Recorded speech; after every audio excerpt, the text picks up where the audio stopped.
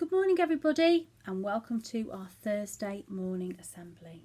Now today's story is called The Jackdaw Who Cheated, and I hope that most of you will know what a jackdaw is. I wonder if anybody can tell their teacher by putting up their hand what a jackdaw is. Okay, a jackdaw is a bird, and here is a jackdaw. Can you see? Now, I love jackdaws. Jackdaws are some of my favourite birds. Here are my other favourite birds. Here we've got a lesser spotted woodpecker. You've probably seen those or heard them tap tap tapping on trees in the woods. Here's a robin. I love robins. People think they're small and delicate and shy, but they're not. They can be really feisty when they need to be. They stand up for themselves, robins. Here's a peacock, and a peacock has a wonderful tail called a fan.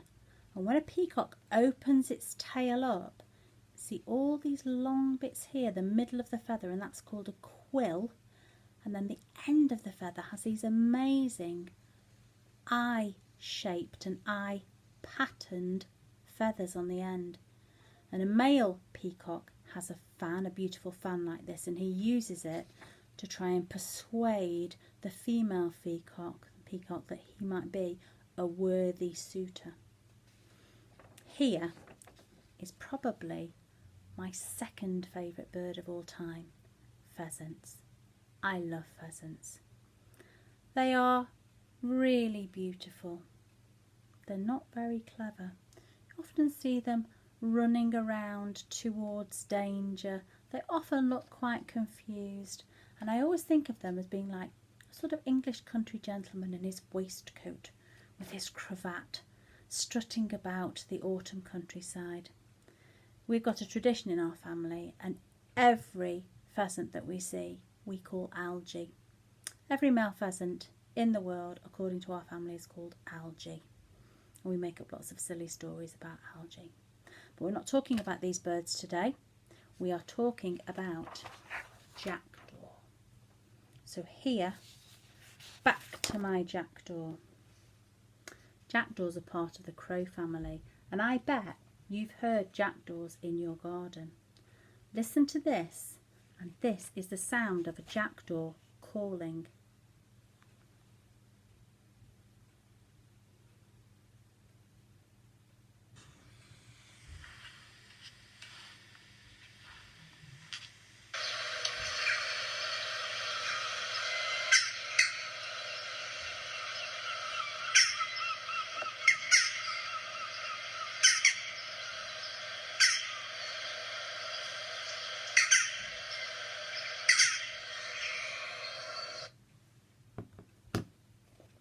I bet you've heard those in your gardens.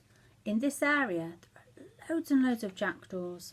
They often sit in the trees in your garden, and they like to come down onto the ground to eat. They're part of the crow family, and their name comes from one old word, which is Jack. Now the word Jack, not the name Jack, but the word Jack is an old-fashioned word for somebody who's a bit of a rogue or even a thief. And daw, which is a daw daw, which is a bit like their cry or their call. So that's how they got their name. They like shiny things, and jackdaws mate for life. So if they choose a partner, they are with that partner for the rest of their lives. And they often sit on branches preening each other. They're lovely jackdaws. So look out for jackdaws next time you're out and about in your garden.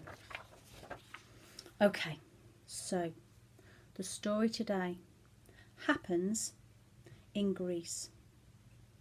It's actually one of Aesop's fables, and Aesop was a very famous writer, a very wise man who wrote stories in the past that had a moral or a purpose to help us think about the way in which we lived our lives. So, today's fable, Aesop's fable, involves the Greek god Zeus. Put your hand up if you've heard of the Greek god Zeus. He was the ruler of the Greek gods. Okay? God of all gods. God of lightning. Lived in Mount Olympus. All powerful. Okay. So in our story we have a jackdaw. We also have lots of other birds as well. Now, I wonder if there's something that you can do to spot the difference between all of these birds and my lovely plain jackdaw. What do these birds have that my jackdaw doesn't have? Teachers, if you want to pause the assembly now and have a little chat about what these birds have that a jackdaw doesn't, you can do that now. Hopefully you'll have been talking about brightly coloured feathers or plumage. That's what we call birds' feathers. Some people say or think that because a jackdaw is plain that they can't be a beautiful bird, but I disagree. I think jackdaws are very beautiful. Okay, I'm going to start our story. One day, on Mount Olympus, the great Greek god Zeus decided it was time that all the different birds in the world had just one leader, like the gods.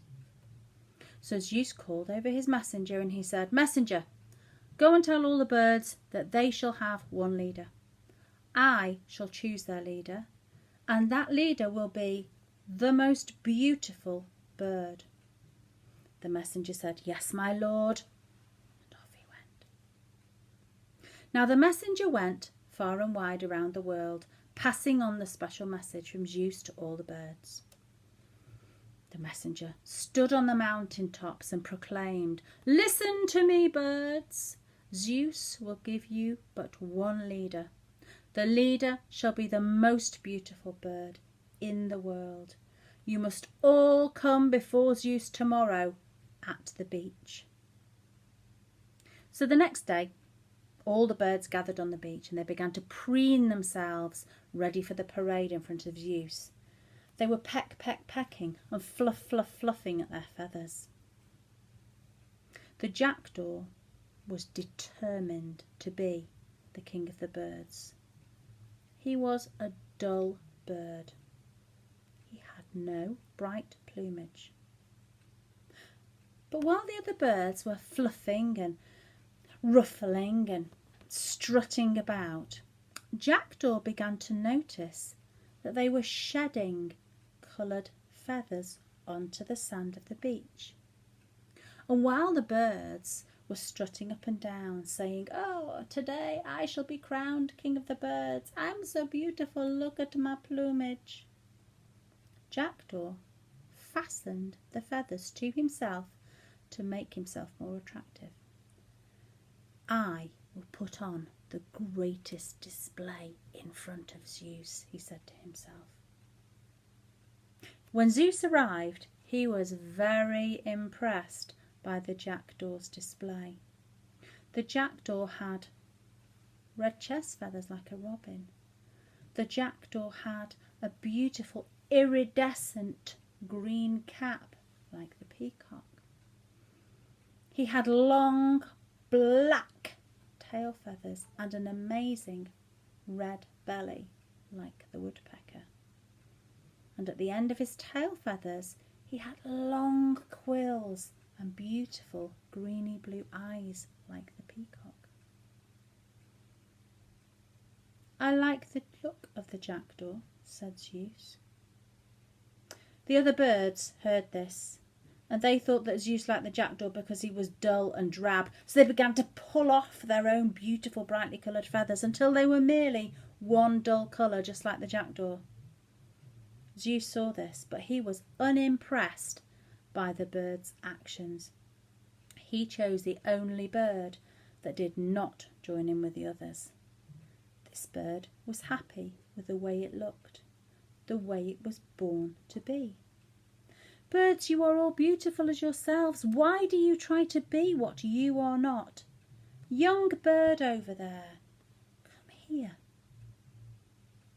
From the back, a tiny sparrow came hopping, hop, hop, hop, under the legs of the flamingo, around the talons of the golden eagle, and under the great bill of the pelican. Hop, hop, hopped the tiny sparrow. Birds, he said, you are beautiful as yourselves.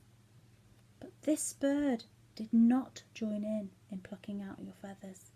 You did not try to make yourself something that you are not.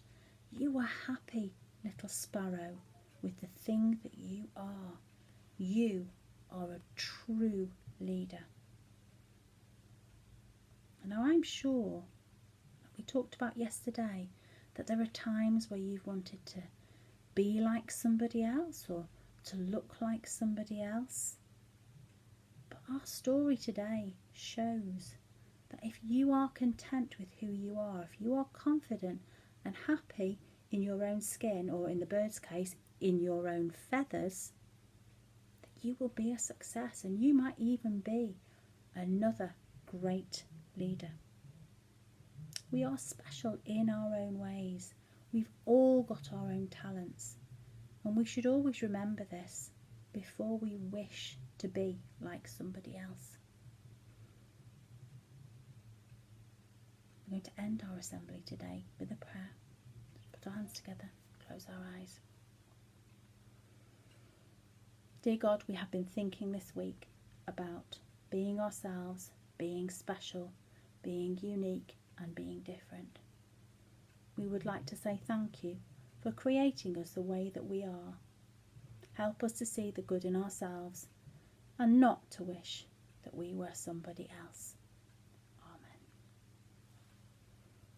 Well done, everybody. You did good listening. Tomorrow's assembly will be our Good News assembly, so I look forward to seeing you then.